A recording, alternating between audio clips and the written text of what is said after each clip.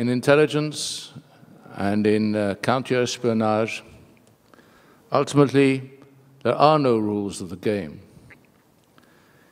If you go into the legal field and you go into the question of what are the legalities of conducting intelligence operations around the world, you will find that there is no legal book or no document which has been published internationally which will be in terms of reference as to what may or may not be done.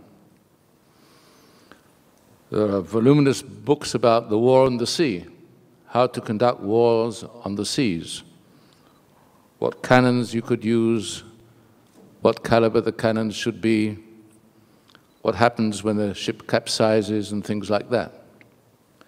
In intelligence, there are no rules of the game. When the terrorists ultimately succeed in carrying out an act of extreme terror, like the event of 9/11 or the event of 7/7 in London, you have a window of opportunity of weeks, I cannot tell you how many weeks, in which public sentiment undergoes such a trauma that you can get many things through in that small period. That's when the United States, after 9/11, passed the Patriot Act. That's when the British Parliament was debating the problem of different laws and regulations governing arrests and detainments and so on. How long can you detain a person without the usual process of due process of court? It's a limited time, a very limited time. And time is of the essence. The second thing I'd like to say is this. I believe that we need to have a real revolution in the field of law and jurisprudence. We cannot try and bend the rules of terror to the existing rules of law, of international law, which refer and which are the laws which govern how nations and groups have to act. I said this many times when I was in office to my political masters, that it's a mistake to go to the law officers and to ask for their opinion on something. It's a mistake to go to the courts and ask their opinion. What we need to do is to reverse the process. We have to tell the law officers that this is the problem and this is the solution we need, and you find the legal construction for this. In the United States in World War II, shortly after the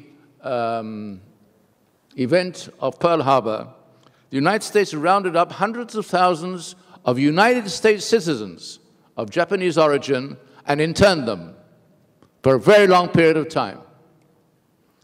And a few years ago, I had the opportunity of inviting over here one of the celebrated judges of the United States of America, whose name is Richard Posner, a professor of law at the University of Chicago and a president of the Seventh Circuit of the U.S. Appellate Court, a brilliant jurist.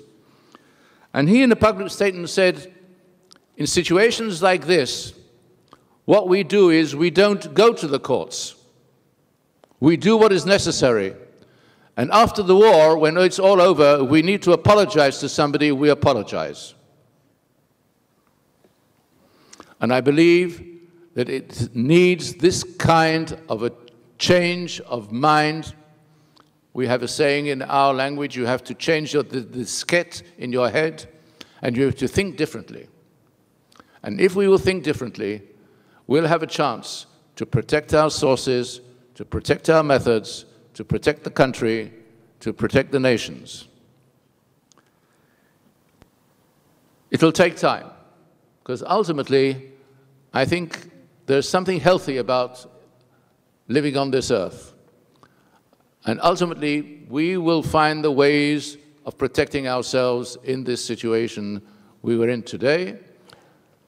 But we have to be aware of the dilemmas which are posed to us, and we have to be aware of the fact that unless we change the way we approach this, we'll have to go on for a long time until we ultimately do the right thing.